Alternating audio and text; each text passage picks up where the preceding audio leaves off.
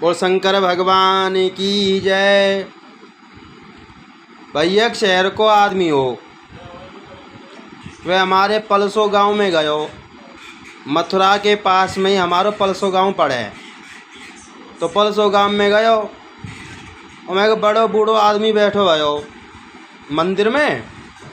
वो माँ मंदिर में गयो, माता के दर्शन करे। सती हरदेवी भैया हमारे गांव में सती हरदेवी के दर्शन करे। उस बड़े बूढ़े आदमी के पास गयो और शहर के आदमी ने उस बाबा से एक सवाल पूछो। बाबा सबसे पहले तो राम राम करी तो और हाथ जोड़ के कह रहा हो, बाबा तुम तो एक बात पूछना चाह रहा हूँ मैं। एक बात बताओ, जो पहले के स्त्रियां होती थी उन्होंने बड़े बड़े शहंशाह पैदा करे, जिन्होंने हमारे देश का नाम रोशन किया।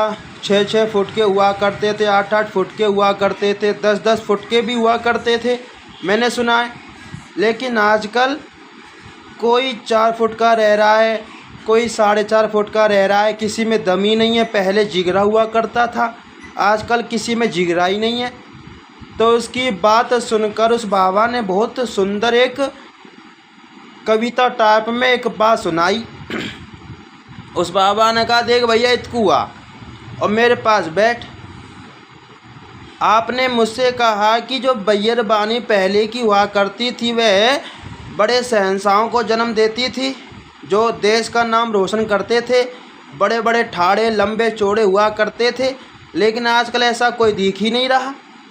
तो बाबा ने कहा, भैया देख सुन, पहले की बैयर बानी खाती थी चूरमा तो वह पैदा करती थी सूरमा। आजकल कोई बैयर बानी चूरमा खावे ही ना है। शहर की, खासकर तुम्हारे शहर की, कोई ना खावे चूरमा तो कहाँ से पैदा करेगी सूरमा। पहले बैयर बानी खाती चूरमा तो पैदा करती सूरमा, लेकिन आजकल खा रही है पिज़्ज़ा तो भैया पैदा कर रही है चूजा।